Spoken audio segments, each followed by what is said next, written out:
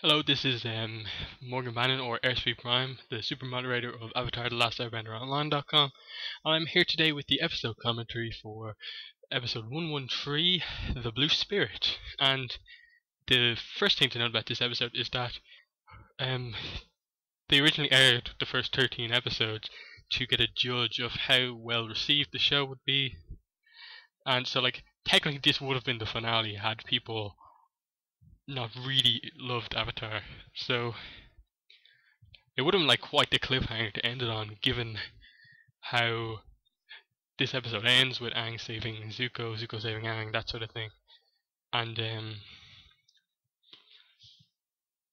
it just would have been absolutely shocking had the show just ended here. But anyway, here we are.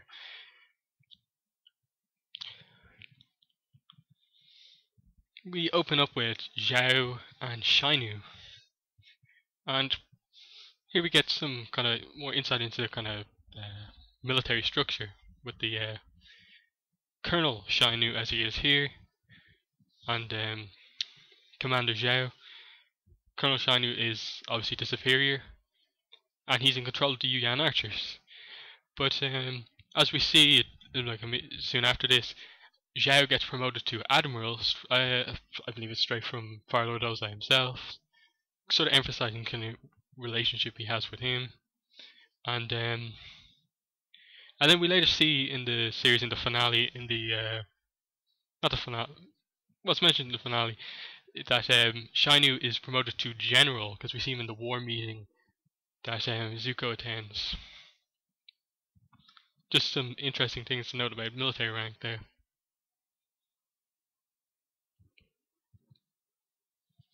And we see that Zhao sort of doesn't have much respect for Shainu here, in that he's angry with not being given command of the Yuan archers, but the second he gets promoted to Admiral here, he immediately takes command. My request is now in order, and just a kind of cruel way he says it. And Shainu kind of has respect for Zhao. We're introduced to the Blue Spirit. Immediately we really don't have a clue that it is Zuko here. And here we are introduced to the other side of the story with Aang, Katara, Sokka, Appa, Momo. And here we see Sokka is sick, which is the immediate aftermath of the last episode, The Storm. He was the one that was out at sea in the storm for the longest, so he has the cold first, the fever, then Katara catches it, and then, as we see in the comic in The Last Adventures from Dark Horse Comics, Aang gets it in the story Don't Blow It. So it's just a kind of interesting piece of continuity that the three original members of Team Avatar all get the cold at some stage.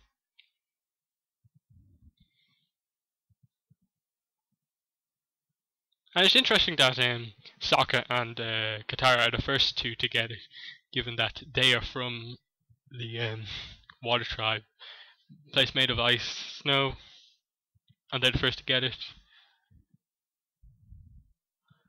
And then Sokka's kind of silliness that he has in general kind of comes out even more while he's sick.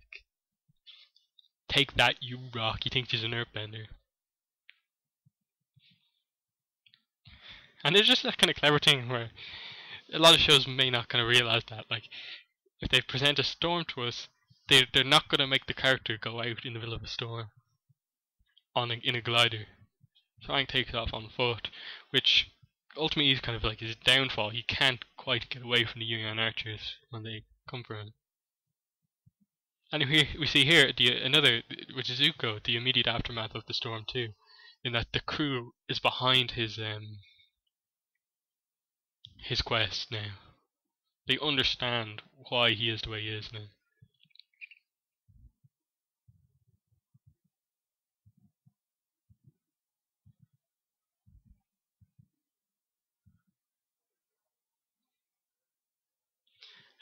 And then, just the thing from Iroh there, always kind of ever respectful, straight away.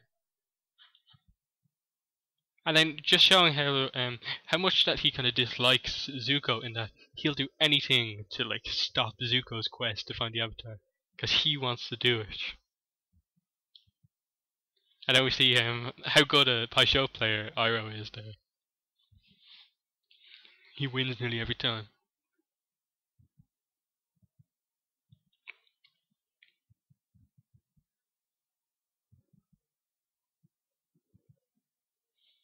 And then there's this. We actually see this a few times. In that there are actually scouts for the Avatar around the place by the Fire Lord. It's not just Zuko and Zhao looking for the Avatar. We see it again in the episode where Combustion Man's animal takes down the Fire Nation Hawk that spots Team Avatar.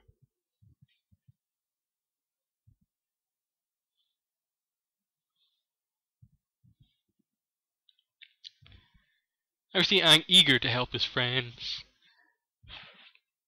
Rushes around the place to look for something to help them, and he finds the herbalist here and her cat Miyuki. And she is absolutely nuts,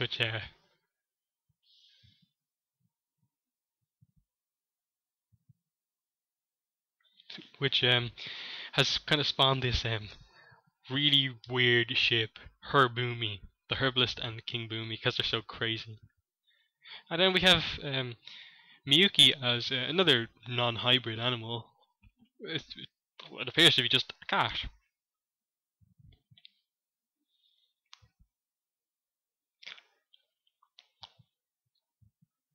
And this is kind of how crazy she is. Aang has made it so clear that he thinks that this is the medicine for his friends that she's making. But she just does not get it at all. And the expression on Aang's face tells everything you need to know. We see how frustrated Zuko is.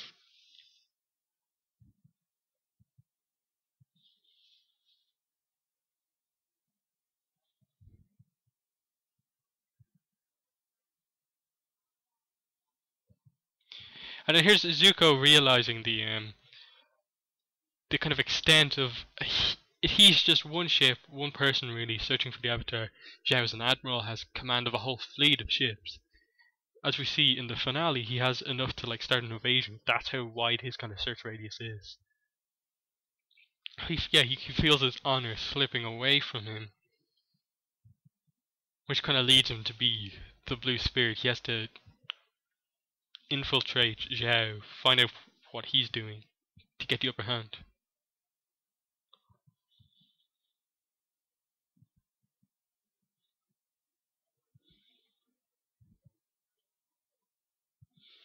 Aang absolutely kind of horrified by this suggestion that like you can be cured of a cold fever by sucking on a frog. And it just strikes that she admits that she's crazy.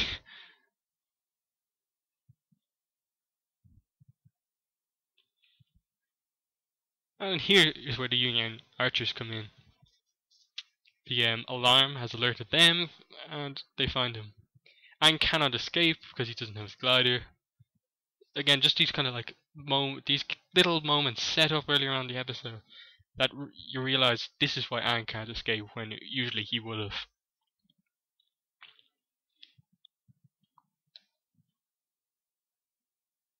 And then this kind of leads to the kind of theory, who's the better archer, these Yuan archers or Longshot, and like, is there any kind of relation there?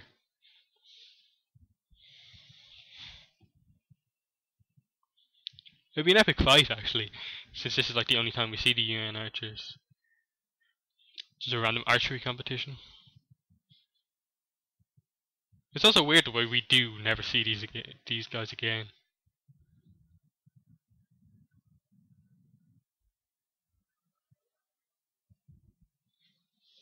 When they are such an excellent fighting team, like they take down Aang here, who's like, we know he's a master airbender, He's a he knows a decent amount of waterbending, kind of untrained, but like he still knows them.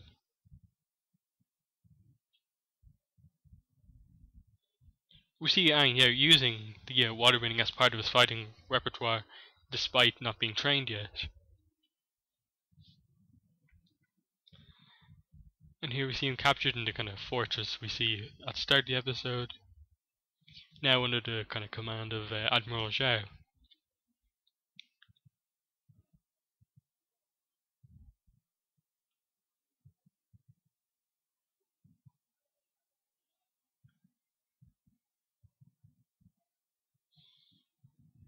And we see that this is actually the first time that they kind of see each other face to face and talk, because in the when he arrived at the Crescent Island Avatar Temple, Aang was inside already, and when he came out, he looked like Roku because of the solstice. Roku helping him escape.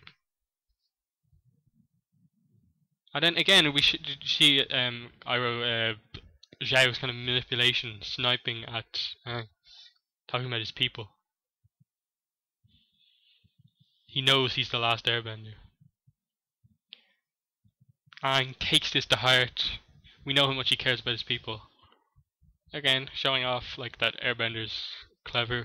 He just breathes out, and he can send Zhao flying.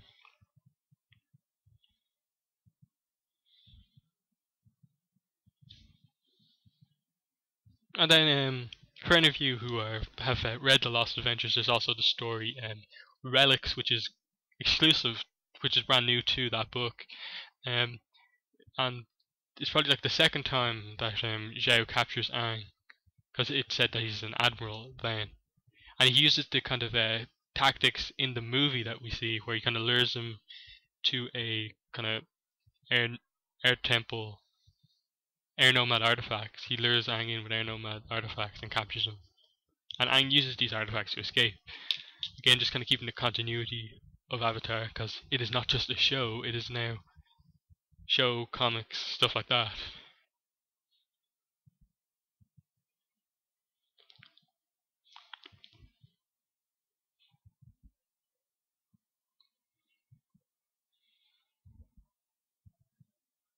I don't think if you have been kind of paying attention to the episodes, you would see that on Zuko's ship he has the broadswords that he has on his back here, kind of hung up behind him.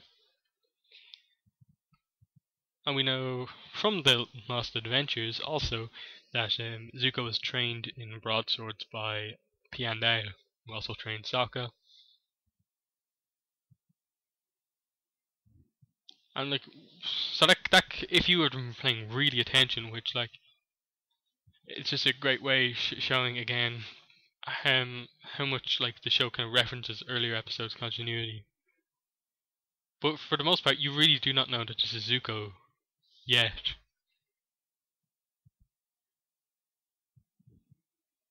And we hear that Zhao knows about Sozan's comet. He wants to get kind of as high up in the Fire Nation rank as possible. He has eyes for like high power, just like Ozai.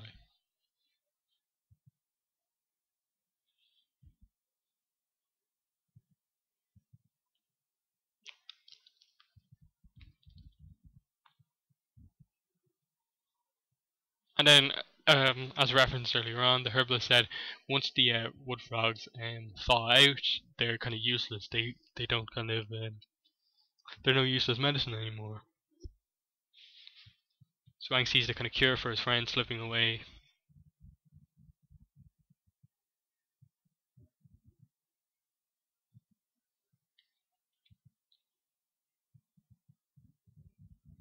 And I think that these kind of action scenes here, the kind of stealth scenes of the Blue Spirit, are done really well. Where like one guard goes, they don't see what happens to him, but they know he's been like defeated. And then suddenly they're all getting taken down, showing the kind of non-bending skills of Zuko, as we later found out.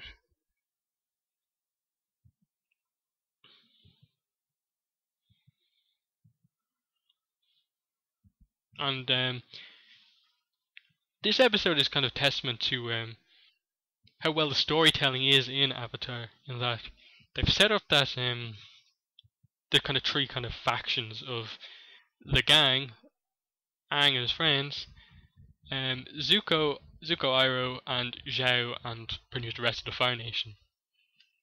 So Zuko is against both Aang and Zhao. So the fact that Zhao has captured Aang does not help Zuko. So Zuko has to like help Aang by letting him escape, but capturing himself. And it's just this great like kind of triangle dynamic of the three people fighting.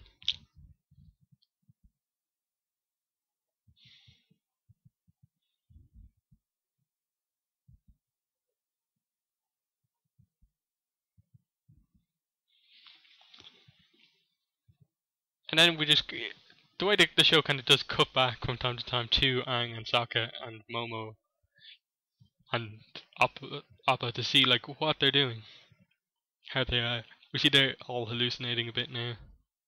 Katara kind of trying to keep it together. Momo just doesn't understand human language. But we know he is kind of sort of clever. That he knows that they need something.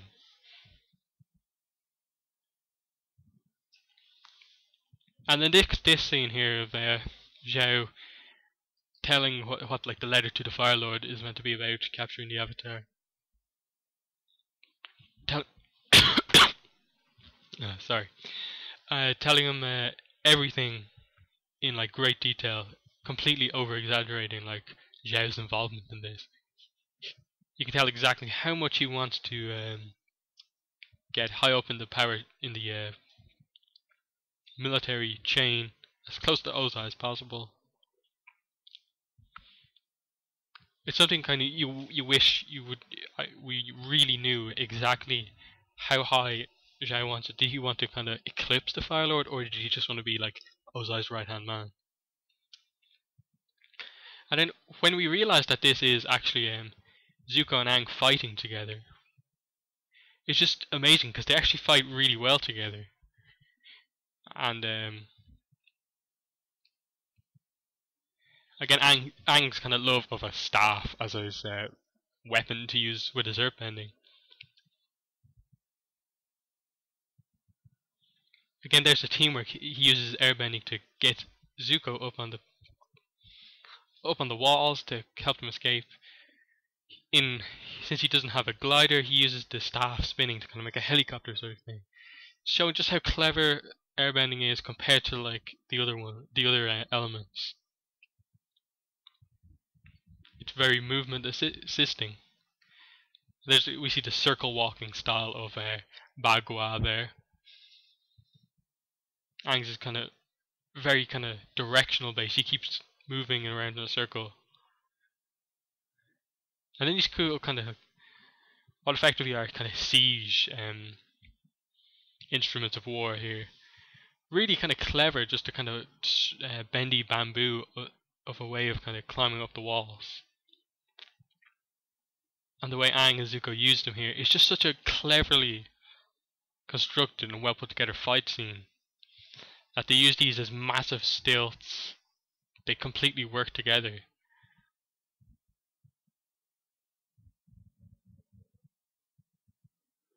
And they nearly make it but just miss out. But they're ready to kind of go down swinging. Until Zhao realized that he can't kill the Avatar because of the Avatar cycle. If Aang dies, it'll the next child born in the Water Tribe will be the next Avatar. So he knows he has to keep Aang alive. Zuko immediately uses that fact to help him escape. But we know, again, coming back to the Yuan archers, Zhao kind of is in control of the situation. Zuko, does he know about the Yuan archers? You're not sure. Again, coming back to the long shot thing, the UN archers don't speak. Long shot doesn't speak. Again, you wonder. I think you see the blue spirit go down, and you realize that like he's good. He helped Aang, so then you see the kind of red bit on his face, and it's like, is that Zuko? And again the little hints throughout the episode. Aang lifts up the mask, and it is Zuko, and you're just like, what? And Aang goes to run away, but realizes Zuko helped him. He wouldn't have escaped without Zuko, so he has to save Zuko now. Too. Aang realizes the kind of that triangle, the trio of kind of factions. They're both against Zhao. Zhao is their common enemy. And again, just that little thing of like they have escaped now, and then the frog escapes. And then there's the Sungi horn music, defining kind of Zuko's conflicted feelings. And here Zuko is awake to hear this from Aang.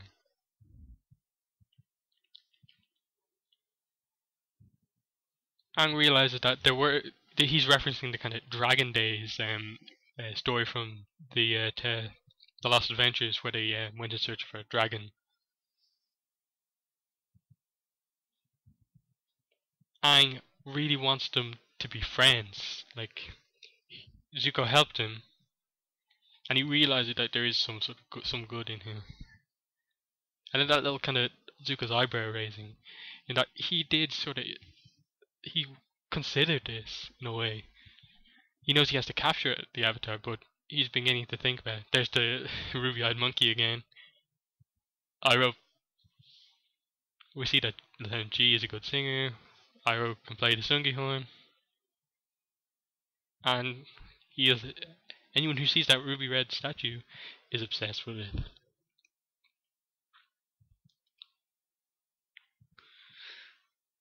Aang returns exhausted after this.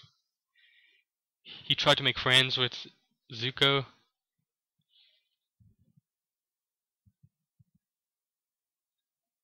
He doesn't know that he sort of got through to Zuko, and this scene here telling. Zuko in bed, looks at the Fire Nation insignia, turns away from it. This is the start of Zuko beginning to like believe that like even if he does capture the Avatar, will that really help him? Will it get him his honor back? Does he need his father's kind of acknowledgement of giving him his honor back?